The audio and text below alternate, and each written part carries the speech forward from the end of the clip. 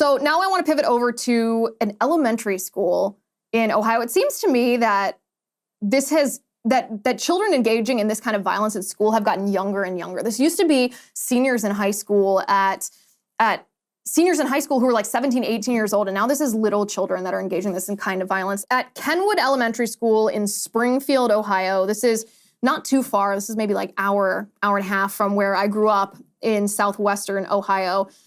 Some Black children were caught on video violently assaulting some white children and forcing them to say Black Lives Matter. And a local news affiliate requested this footage. They heard about this, requested this footage after it had been reported that this incident had occurred.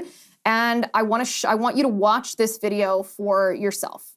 You see a student in a white shirt being escorted by two other students across the pavement to the swings, where a third student knocks him to the ground. Minutes later, another student appears to be carrying another to that same area and dropping him on the ground. Finally, about 10 minutes in, there seems to be another altercation in that same area, and it looks like another student was shoved to the ground. This is an elementary school. An elementary school. I know I said this already, but it boggles my mind that children who are in elementary school, like this goes to what, 6th, 7th, 8th grade? These children are supposed to be 10, 11, 12, 13. They're not adults, they're children. And they're engaging in this kind of violence. So police are actively pursuing charges against the Black children who held these white children, physically assaulted them and forced them to say Black Lives Matter. One of the children was punched in the head. They were thrown on the ground. It's awful. It's horrible to see. It's horrible to hear about. But here's what I will say about this. This is not surprising. We shouldn't sit here and act like we can be shocked, because it's always shocking to see a human being commit violence against another human being. But if we are surprised, then we haven't been paying attention.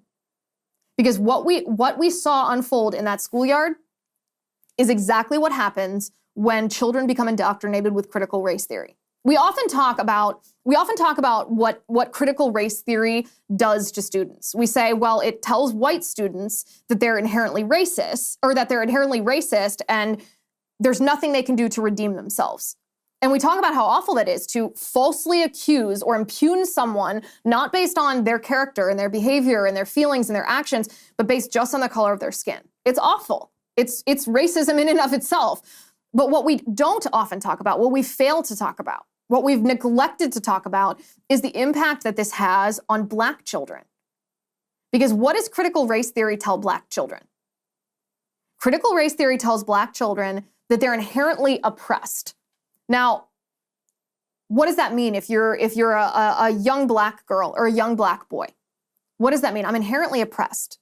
That means, in the minds of these children, that there's something lesser about them. That there's something not as worthy of dignity. That because of the way they look, because of the color of their skin,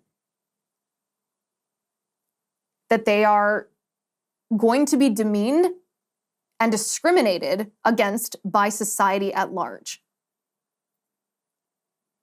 And that's awful and wrong. It's a lie. We know that.